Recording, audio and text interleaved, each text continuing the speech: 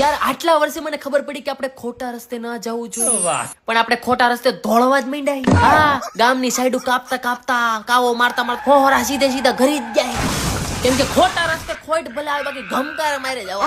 ઘણા આપણને સલાહ દેવા આવશે કે તમે ખોટા રસ્તે જશો તો તમને પાપ લાગશે, પાપ. તો આ દુનિયામાં જન્મ લઈને હું મને કઈ વરદાન મળ્યું હે? શ્રાપ લાગેલા જ છે. તો થોડા ઘણા વધારે કાંડ કરી નાખીએ તો હું આપણા બાપનું ભાઈ.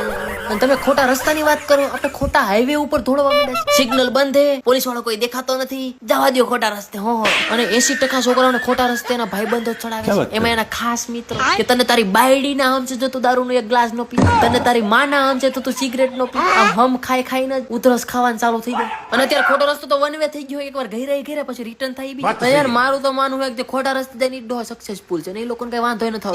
જે સાચા રસ્તે હાલે હે બિચારા સરકારી નોકરીઓ કરે, 8 થી 8 પત્ર ઠોકાવાની તો કઈ ભેગું થતું નથી, ઘર લેવાતું નથી, હપ્તા ભરાતા નથી, છોકરા